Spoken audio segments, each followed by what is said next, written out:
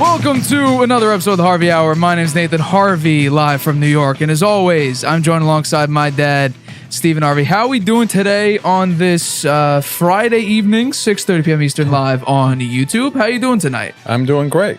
I'm happy it's Friday. I'm looking forward to the football. It's a 3-day weekend. What more could you ask for? Absolutely. All right, let's get into we're going to postpone the weekend talk for a little bit. Let's get into some news that came about the past couple days. You know, we heard about Tom Brady to the Raiders and Derek Carr, who we'll talk about in the next topic. The Raiders are basically moving off of him, and a team that was brought up a couple years ago that Brady may go to. The Miami Dolphins, he is now being linked to once again. There was a report coming out, and Pro Football Talk from NBC, who actually we'll talk about a little bit later in the show, they wrote up that Brady could end up in Miami at the end of this year, at the end of his Buccaneers contract, which ends whenever they get eliminated from the playoffs. So, or win the Super Bowl. Can you see Tom Brady going to Miami, and do you think this move makes sense for either party, Brady or the Dolphins? It's possible because I believe his kids live in Florida, right? So he claims he's, quote, a family man, even though he just got divorced. I'm sure he wants to be near his kids, so that's probably a possibility that he might wind up in Miami. Do you think it's likely? I'm not sure. I don't think the Mike McDaniel is the head coach there. I'm not sure what Brady's view would be of him. Right. He's got kind of started off like great, and then he fell all apart here. We'll see how he does in the playoffs. That may have a bearing on Brady. I'm sure we'll be watching that closely to see, how they do in the playoffs. And I guess anything's a possibility now, right? Yeah. Well, so I still think the Raiders are the one. Probably. And I think that the Raiders have said they're going to actively pursue him. Yeah. That's the report. And we hypothesized that a while back. Yeah. I'm talking about a couple weeks now. And so there'll be a number of teams looking to land him. And right. I still think the Raiders will be the one that will probably offer the most money and has the coaching staff that Brady probably would be most prefer, with Josh McDaniel as the head coach. I think because we talked about how Tua's dealing with another concussion, his third head injury, second concussion this year. And I think the Dolphins organization may consider, because they knew this coming out of college, Tua coming out of Alabama already is dealing with an injury. That was the first thing. And so they knew he was injury prone. He was recovering from an injury while he got drafted. That Tua could be injury prone. Then he comes into the NFL and he's dealing with injuries again. I think if they're going to evaluate the quarterback position, because this team is in large part sort of a win now team. This team is not set to rebuild or to grow. This team is a win. No, they traded for Tyreek Hill. They traded for Tyreek Hill. They drafted Jalen Waddle. They traded Jeff Wilson. So like they have a lot of pieces that they need. Their defense is something, that they need to work on that a little bit. Well, they can do that in the draft. Man. But if you're looking for a team to win now, you might be looking at a situation where you're trying to find the quarterback that'll play the most games. Right now, the Dolphins are going to a playoff. They snuck it back into the playoffs, and now they have to start Skylar Thompson as their quarterback up against the Buffalo Bills. Skylar Thompson will be the starter. Teddy Bridgewater can't go. Huh? He can't go. Wow. That means that Skylar Thompson will be starting a playoff game. Then it will be hard to evaluate Mike McDaniel against the Bills with that guy as his starting quarterback. Mike McDaniel situationally leaves something to be desired, but scheming-wise, look at how Tua looked the first half of the season. He looked great.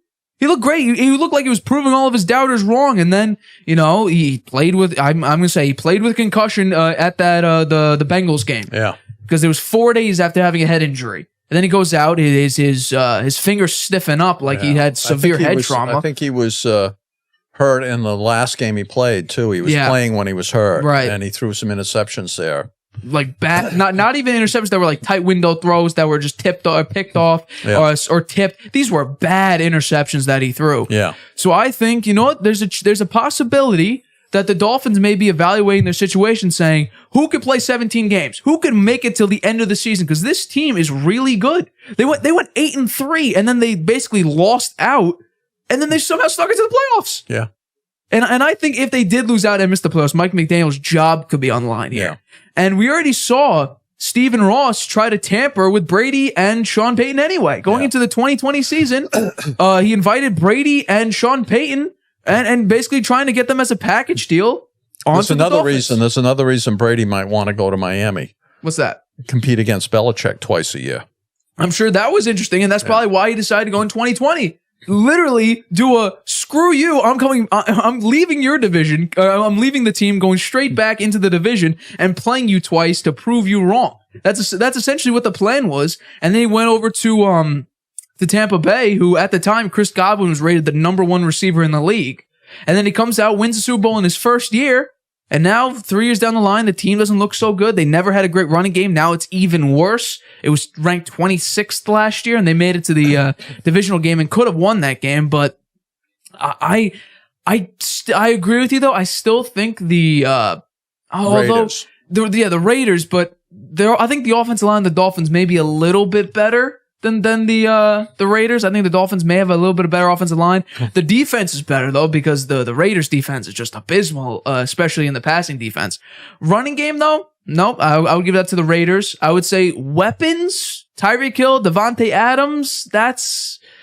Do you want speed? Jason Waddle is there too for the Dolphins. Yeah, no, there's no real number how about, two. For the Raiders. Tight end for the Raiders is good. Yep, Darren Waller, but he may be out the door because there was rumor that he was joining the Packers this past offseason, so he may be leaving in this offseason. There's a chance for that.